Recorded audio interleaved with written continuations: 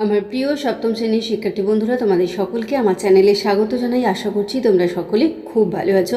আজকে আমি তোমাদের 2024 সালের রায়োম্যাটে নিয়ে যে প্রশ্নবিচিত্রা প্রকাশিত হয়েছে তার 254 পাতার যে 8 নম্বর স্কুল রয়েছে সেখানে সপ্তম শ্রেণীর সেকেন্ড ইউনিট টেস্টের ইতিহাসের প্রশ্ন দেওয়া রয়েছে। আমি আজকে তার উত্তরগুলো তোমাদের দেখিয়ে দেবো।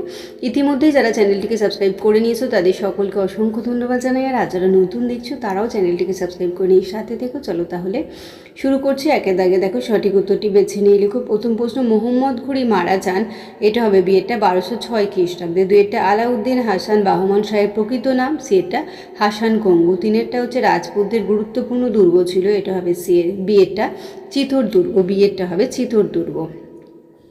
চারেরটা হচ্ছে মোগল আমলে ভারতে আমদানি হতো, এটা হচ্ছে ঘোড়া।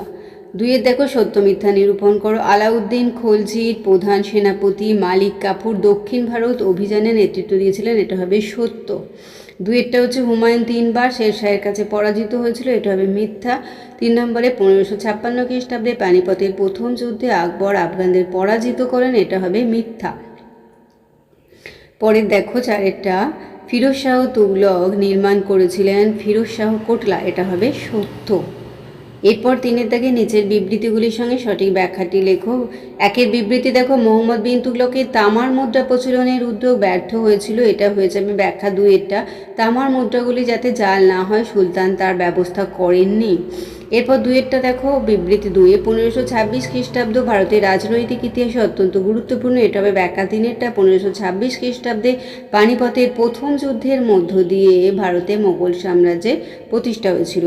তিনের বিবৃতি হচ্ছে দিল্লির নাম হয়েছিল হজরত-ই দিল্লি, এটা ব্যাখ্যা। একেরটা, দিল্লি ছিল সুফি সাধকদের অন্যতম পীঠস্থান।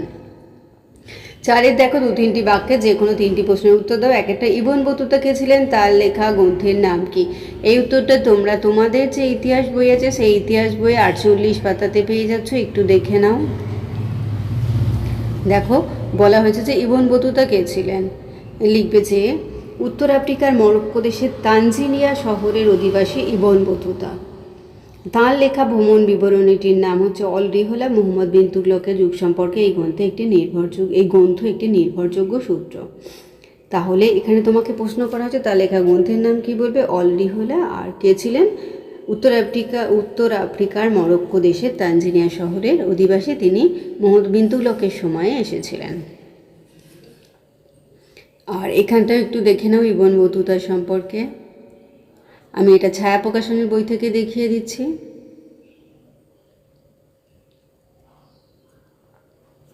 চারের দুইয়েরটা দেখো, ঘরঘরা যুদ্ধ কাদের মধ্যে হয়েছিল, এই যুদ্ধের ফল কি হয়েছিল? এটা তোমাদের যে ইতিহাস বই রয়েছে সেই ইতিহাস বইতেও দেওয়া আছে, তবু আমি তোমাদের একটু ছায়া প্রকাশনী থেকেও দেখিয়ে দিচ্ছি, দেখে নাও।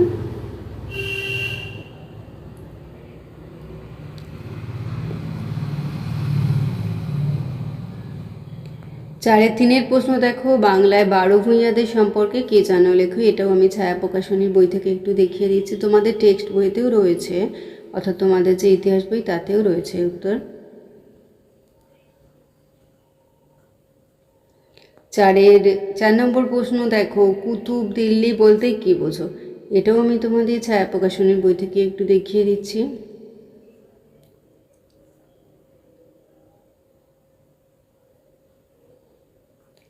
পাঁচের দেখো 6-7টি বাক্যে একটি প্রশ্নের উত্তর দাও। প্রথম প্রশ্ন, মুহাম্মদ বিন তুগলক মঙ্গল আক্রমণ ঠেকানোর জন্য কি কি ব্যবস্থা গ্রহণ করেছিলেন?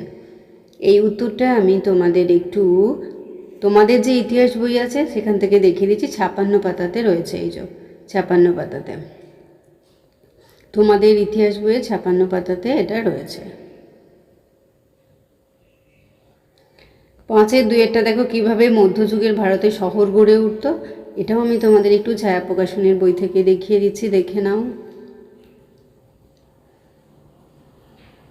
ছায়া প্রকাশনের বই থেকে একটু দেখিয়ে দিচ্ছি আমি তোমাদের।